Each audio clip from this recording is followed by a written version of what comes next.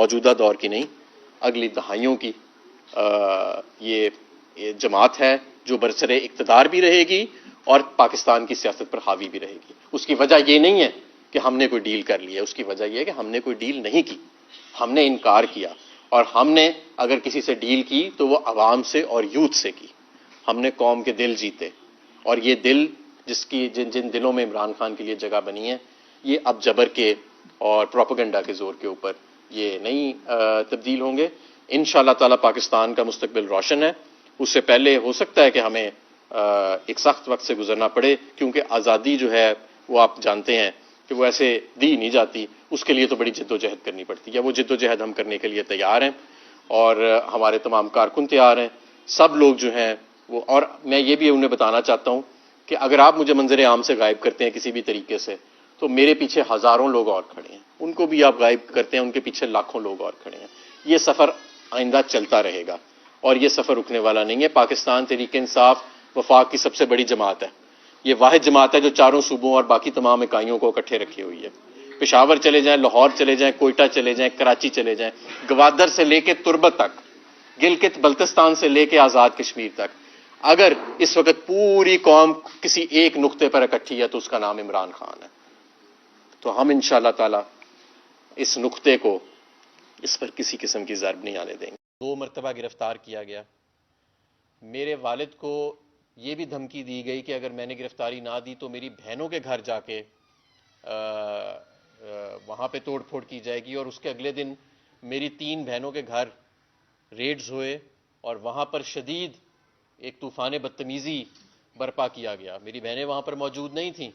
لیکن ان کے گھر والوں کے ساتھ بہت زیادہ بدتمیزی کی گئی۔ اور میرا قصور کیا تھا کہ جس کی وجہ سے یہ نصف سینچری، اور یہ میرا صرف قصور یہ تھا کہ میں نے ان چوروں ڈاکوؤں کی ٹولی کو،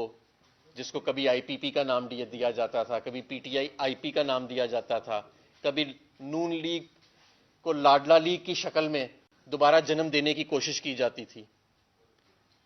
کبھی پیپلز پارٹی جو ایک زمانے میں اینٹی اسٹیبلشمنٹ جماعت کہلاتی تھی اور آج وہ بھی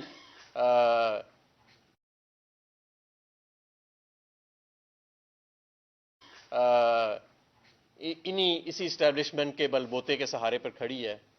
کہ میں نے ان سب کو اس میں شمولیت اختیار نہیں کی، اور میں نے اپنے دور میں اس طرح لوٹ مار نہیں کی، اس طرح میں نے کرپشن نہیں کی جس طرح ان کے وزراء جن کو آج اس قوم پر مسلط کیا گیا ہے انہوں نے کی۔ میرا قصور صرف یہ تھا، اور میرا قصور سب سے بڑا یہ تھا کہ میں نے اپنے قائد عمران خان کو اس مشکل وقت میں چھوڑنے سے انکار کیا، اور نہ میں چھوڑوں گا۔ میں نے اپنی جماعت، میں اپنی کارکنوں کے ساتھ کھڑا رہا، اور اس کے نتیجے میں جس طرح چیف جسٹس فائز عیسیٰ صاحب کہتے ہیں نا، take the heat, if you can't take the heat get out of the kitchen. تو ہم نے، چیف جسٹس صاحب، ہم نے تو ہیٹ لے لی ہے، لیکن ہمیں ہمارا قانونی حق نہیں ملا، افسوس۔ صاحب عدلیہ نے تو دینا ہے، اس کا مطلب ہے کہ عدلیہ سے کہیں نہ کہیں پہ کوتاہی ہوئی ہے، اور سب سے پہلے ظاہر ہے کہ چیف جسٹس آف پاکستان کو اس کا جواب دینا ہوگا۔ اس لیے میں چیف جسٹس آف پاکستان سے اور خاص طور پر لاہور ہائی کورٹ کے ججز سے یہ التجا کرتا ہوں کہ کسی پریشر میں آ کے، کسی خوف میں آ کے، اپنے اوپر سے پریشر اٹھا کر بے گناہوں لوگوں پر نہ ڈالیں۔ اگر آپ اپنا کام نہیں کر سکتے تو آپ استعفیٰ دے دیں، کسی دوسرے باہمت جج کو یہ موقع دیں کہ وہ سامنے آئے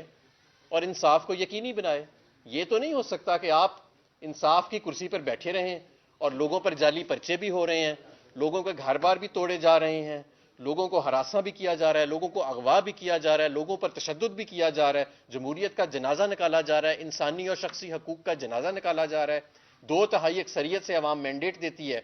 اس کو پوری دنیا کے سامنے، پورے ملک کا مذاق بنا کے چرایا جا رہا ہے،